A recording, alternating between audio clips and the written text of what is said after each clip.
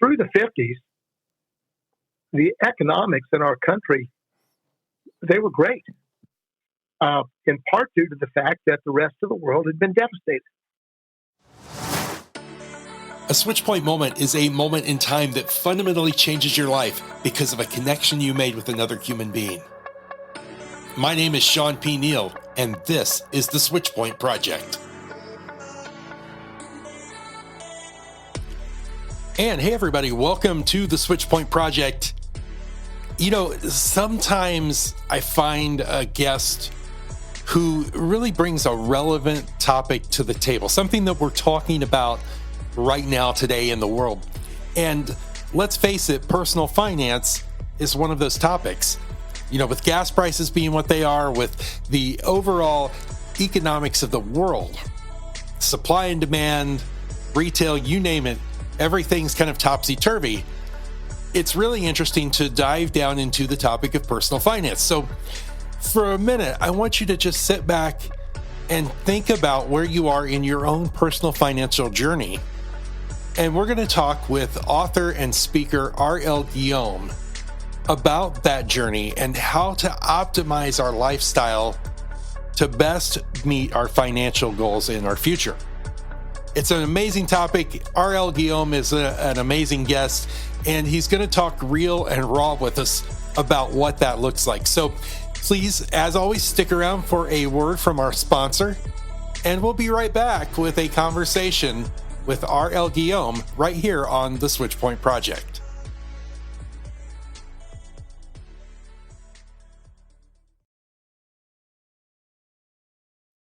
And I want to welcome RL Guillaume to the Switch Point Project. How are you doing today, sir? Shawn, thank you for having me. I'm doing well. Thank you. Absolutely. So you and I have spent some time getting to know each other, and it started with a book that we'll talk about here in a little bit. And then I got to find out a little bit more about you, that you are actually quite an accomplished guy. You have been the CEO of a successful educational corporation. You've been a published author of 6 books. What kind of guided you to the path that you found yourself on? Well, the majority of my career has been focused in education. At all levels, college level and secondary level, that sort of thing.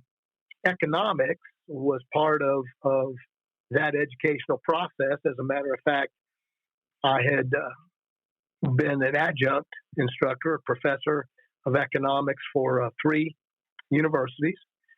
Oakland City University was one, just to mention one, Vincennes University another. And so economics sort of tied into aspects of my career. It's not what I basically focused on, but it was always there and of interest, and it always had an influence. When I was teaching at the secondary level, I had a student who had graduated from the high school where I taught, and I continued to work with that student and was fortunate enough to see him go on and become one of the 4-star agribusinessmen in the United States. And it was a very great honor at that time. This goes back a little ways, but his family and myself, my wife, we were taken to Kansas City to a national convention where we stood on stage with, at that time, President Jimmy Carter. So, you know, the economic piece has always been there. And from that, one thing led to another. And as you mentioned, a founding aspect of an educational corporation, school that was very, very successful, one of the top rated in the nation, where I served as CEO. And of course, you know, whenever you're running a corporation and you're the CEO, economics plays a huge part of that. And that is not just in the business world, but economics plays a huge part in our personal lives as well. So that is kind of how it all flows. So when you were growing up, when you were younger, you know, I think that a lot of times we see the parents will kind of role model some of those things that get us then interested into, different areas. And for you, economics obviously was one of the areas, education being the other. Do you recall some of, those influencing factors from maybe growing up or your parents that sent you into that direction? Shawn, I think that's a great question to ask, because being the age that I am today, I grew up in an era of I'm a baby boomer, so post Second World War. Through the 50s, the economics in our country, they were great, in part due to the fact that the rest of the world had been devastated. So if you wanted to buy an automobile, you bought American made. If you wanted to buy a television, you bought an RCA. If you wanted to buy a washing machine, you bought a Whirlpool, et cetera, et cetera, et cetera. It was American made. Americans were working. Americans were producing. And Americans were buying American made. Japan wasn't in the picture. China wasn't in the picture. Most of Europe was out of the picture. So people were working. The economy was good. Life was good. People were buying homes in the suburbs. Everything was a positive aspect. Of course, the Cold War was there on a political frame, but for life in America, it was good, and that carried greatly into my then high school years and early college years into the 60s and that sort of thing. So, I reflect back on that kind of in a retrospect of what happened. What has taken us now to the dilemmas that we face today. So I think that the fact that I can reflect on a couple of great decades, I would use that terminology loosely, but great decades as I grew up and see the picture they painted and tie that to economics.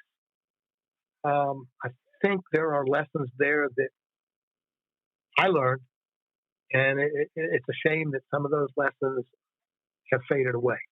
Yeah, you said something that's fascinating to me, and that is, that a lot of what was occurring back in those days was, America was kind of on top, but the rest of the world, of course, had suffered immensely. Do you think that the growth of other countries and their economies, and has that been somewhat of what we've seen over the past 40 or 50 years that has changed that dynamic for us? In some cases, Shawn, I would agree. I think that we did the good brother scenario of helping countries get back on their feet post Second World War. We helped Japan get back on its feet. We helped Germany get back on its feet. And we helped, much of Europe get back on its feet. And in turn, that also created, I'd say, economic empires. I don't like to use that terminology, but then they began to be major manufacturing hubs, and they began to enter into the worldwide economic picture. And in some cases, that began to influence where America stood in an international situation economically. So although we helped the world, in some cases that influenced where we currently stand. We talk about economics from a world perspective. We talk about economics from a national perspective. Can you talk a little bit about economics from a national perspective, and then from maybe a more personal perspective, and what those two look like? Certainly. And I think we're in sort of unprecedented times currently. We have all, you have experienced it, I have experienced it. The United States has, over its history, and let's face it, we're a young nation. When you look at most of the European nations and even some of the Asian nations, we're young. We're just, between 200 and 300 years old. So we're young. And we've had a history through those years of economic lows and economic highs. Some of those, were minor, some were major. I know that my parents had lived through the time of the Depression, the Great Depression. So there have always been these economic upswings and downturns. But today, in this economic situation that we face currently in 2022, in my lifetime, I've really not seen anything to compare. The management of personal economics is huge. It is huge, and it's causing the mismanagement is causing a lot of personal ills in our country financially. But if I go back and reflect, I mentioned the 50s, I mentioned the 60s. Well, there was something else that was not present in the 50s and 60s. And I remember in my lifetime when it became present, there were no credit cards. They didn't come in until the early 1970s. And so let's say a family wanted to save money for Christmas. Well, banks had Christmas clubs and people had Christmas savings accounts and those things. And you saved and you spent what you had. I remember as a teenager working in department stores that had layaway services. And people would come in and they would take items and they would put some money down and they would store it away and lay away, maybe for Christmas or another occasion. And then they would come into the store, let's say around Thanksgiving or thereafter. And if it was a bunch of Christmas presents, they would pay off the layaway ticket and they would get their goods. Well, now, over the past, 50, 60 years, everyone just swipes cards, and it just keeps accumulating to the point of trillions of personal consumer debt. Shawn, when I first released this book or had worked on this book on personal finance, it wasn't but about 5 years ago that our personal debt in this country was at $12.58 trillion. Personal debt. Today, in 2022, that figure has risen to $15.6 trillion of personal debt. Wow. So, yes. So, and there's another factor there that is also, it's huge, Shawn, because I say this is kind of an unprecedented dilemma that we face, and the debt itself is unprecedented. But we are seeing a huge divide in economic equity in the United States, the haves and the have-nots. And simply giving programs like free money to everyone is not solving the equity divide of our financial status in this country. So, we really do have major issues, and that, I guess, spins over, Shawn, to people must face realities and they must stand up, and it's not a free-for-all financially, because that has devastating consequences. I'm amazed, Shawn. Sometimes you'll watch a TV and you'll see, especially if it's a spin-off channel or something, and you'll see these commercials that are out there today for certain banks. Most of them are telebanks where you just do all your banking on your telephone, high-tech banks. And they advertise, and the person doing the advertising for the commercial, says, I got my paycheck 2 days earlier. Well, if you just reason that forward, if they got paid every 2 weeks on a Friday, now they're getting paid every 2 weeks on a Wednesday. That, to me, I can't fathom how someone can stand and say, I get paid 2 days. You're still getting paid every 2 weeks. It just happens to be on a Wednesday and not on a Friday. And I heard another advertisement say, I go with this bank now, and I used to live paycheck to paycheck, and now da, da, da, da, da.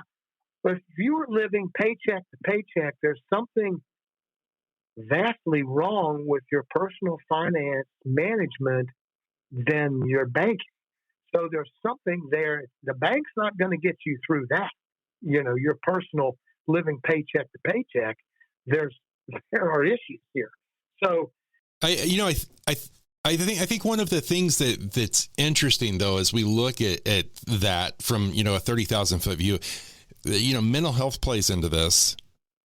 The culture in which we are living in plays into this. The early days of the internet and Jeff Bezos with Amazon. And eBay and some of these other services that made over the last 20 years have made shopping something that is easily accessible while lounging in your chair and watching TV. Oh yeah, click of the button.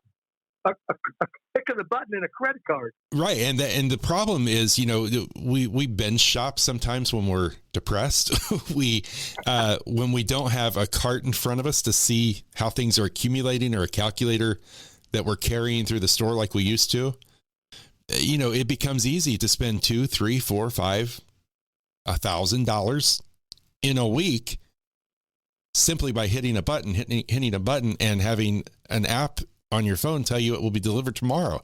And by the way, that's the other conundrum that we now have, because it used to be, okay, well, I have to wait 2 weeks for that. So maybe I'll just go to the store and get it, which gives you obviously time to think about your purchase, time but now it's, I can have it delivered tomorrow, maybe tonight if I'm lucky. Well, Shawn, and here's I'm going to regress again, because there are, I think, lessons to be learned. And it also somewhat defines where we are today. I don't know your status when you were younger. My status when I was younger and first married, you're in a youthful part of your career, so you're not at the top of the salary scale. Whether your wife is working or not working, whatever the case, but let's say maybe both are working, but you're young and you're starting out from basically square zero, especially if you weren't born with a silver spoon in your mouth. So back in a time, and I was kind of on the fringe of this, but, you sort of made do. And when you were younger, whether you started out renting an apartment or renting a house or whatever, it was very unlikely that you could just run out and buy a $300,000 home in a subdivision that's being built up in 1 week. But the other aspect of that is, we were grateful that maybe parents or someone, they had a dining room set that they weren't using. So they said, hey, you can have this, or, a living room, a couch, a chair and stuff. You guys can, have this while you're getting started. Well, like you just said, now not only is the $300,000 house there in many cases, but we just go and we've got a credit card in our hand. So we just go and we go to high-end furniture places and so forth, and appliance stores, and ching, ching, ching, ching. And there you go. It's the consumer debt race. An interesting aspect, Shawn, about all of this is this financial scenario of financial management has no boundaries. This is not a race issue. It's not a gender issue. It's not an age issue. It's not even an educational issue. As a matter of fact, it's not even a career issue, or in many cases, a salaried issue. It's universal. There are wealthy individuals in this country that are clueless and do a very poor job managing personal finances. There are PhDs in this country that are clueless, and it goes on and on. But there are no boundaries as to, oh well, these people are having difficulty managing personal finance and these aren't. No, No, it covers all the bases. Yeah, and with all of those dynamics, and we're really talking here about what I think our culture today looks like, and then on the other side of it, how do we intentionally, consciously make decisions to better our position financially so that we can have the life that we want, so that we can do the things that we want to do. Talk, if you can, a little bit about just what this looks like from 30,000 feet, but keeping in mind that there are some people, that are really struggling, and they're saying, hey, Mr. Guillaume, I do watch everything I do, but I am living in the poverty status. I'm not able to get the kind of work I would like to get because my education. Help me understand what to do. Can you address that a little bit and just kind of give some thoughts to that? Well, that's a big picture, Shawn. And as you know, in the book, I come at that from several different angles. So if we were prepared to, spend the next 3 or 4 hours in discussion, we could probably cover all of those bases. But in a nutshell, I think there are some influences, whether you are on, a lower socioeconomic level or whether you are on a middle level or a higher level, there's some common ground. And we in this country have been programmed through advertising and through the media and through technology that somehow we're just not doing it right, we're not successful, etc., if we can't keep up with the Joneses, if we can't match the people next door, if we're not as, affluent or whatever, or don't drive the car that our friends drive.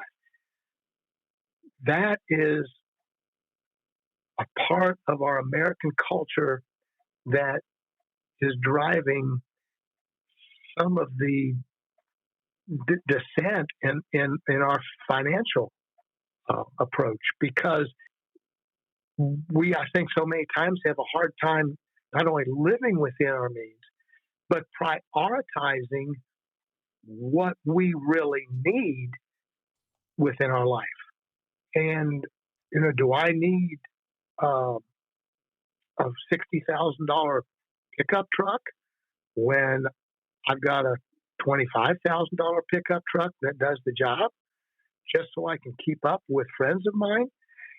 I think we have a lot of that mentality in this country, and that really puts people in an economic conundrum. It's interesting as we talk about that. We actually start to dive into mental health and things like that. And I that might be an interesting conversation for the future to really explore how some of those emotional components come into play for our purchases and the things that we feel like we need to do.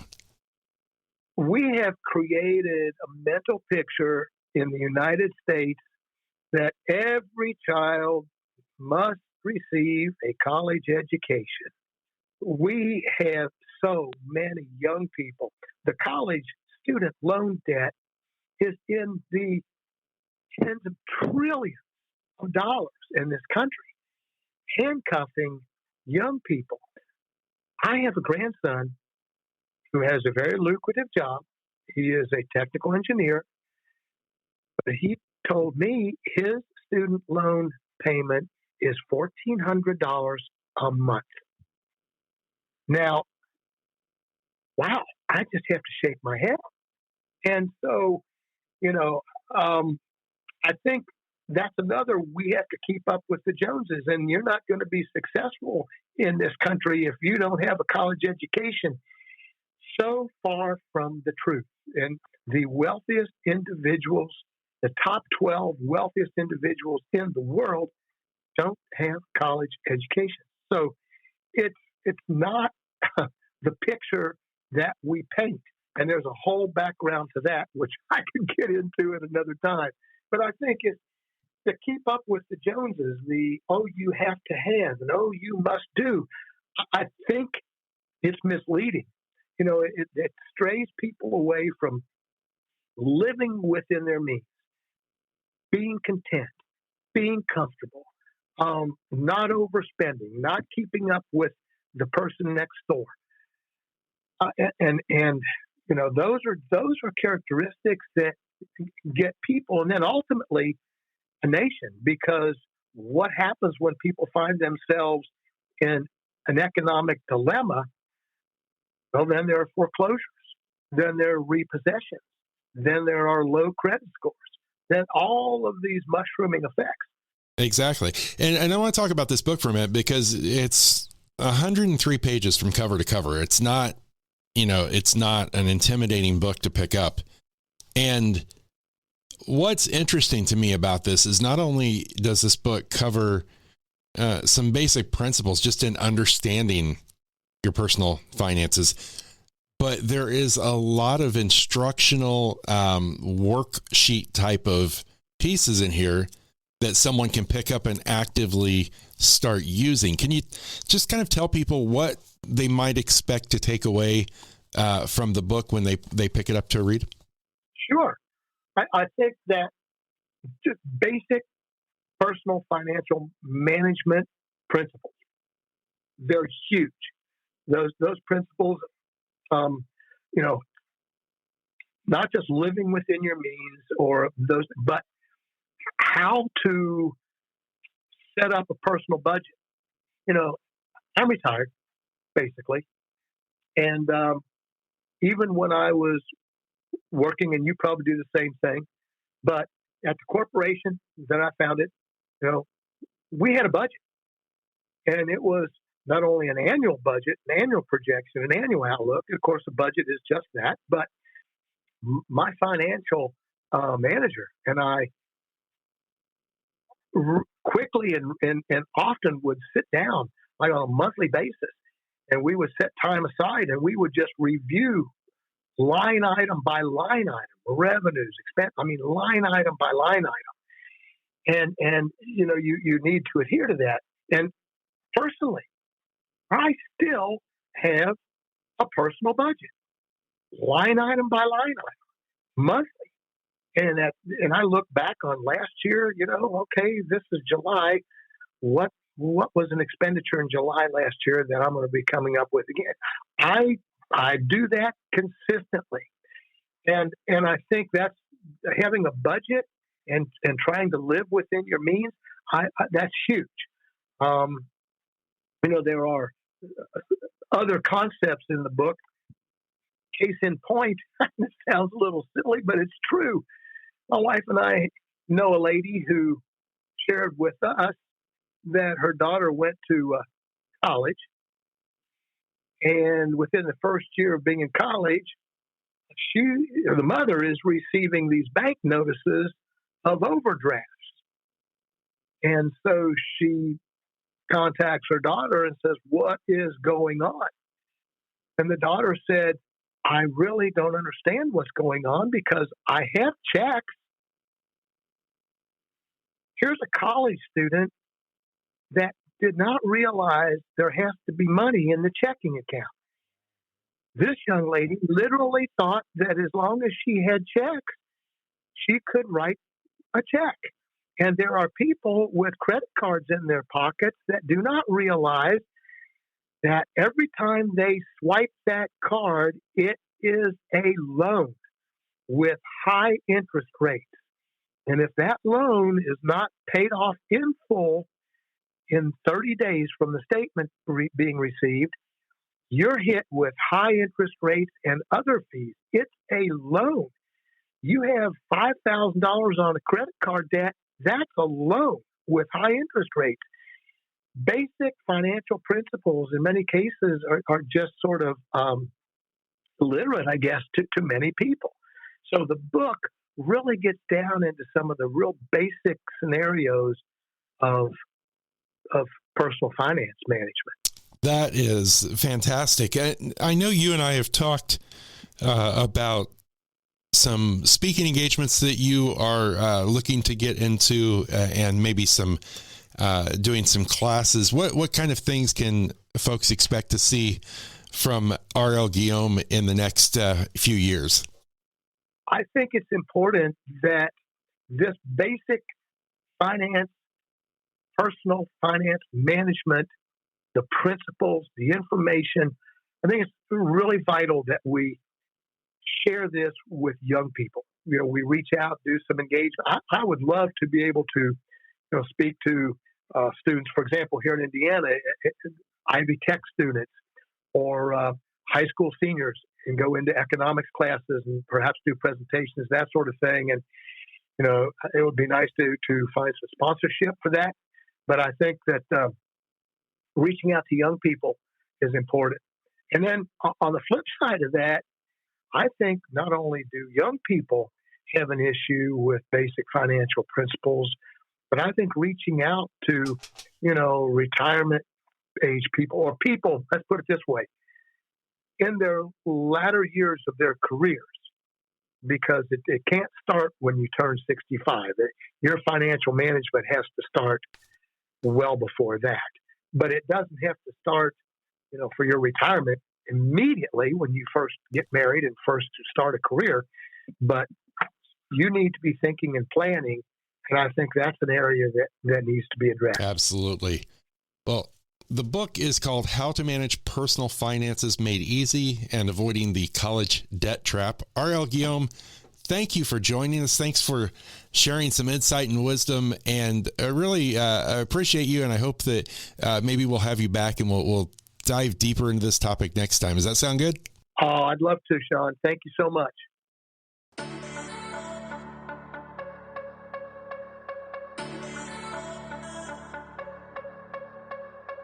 The Switchpoint Project is part of the Switchpoint Media Network.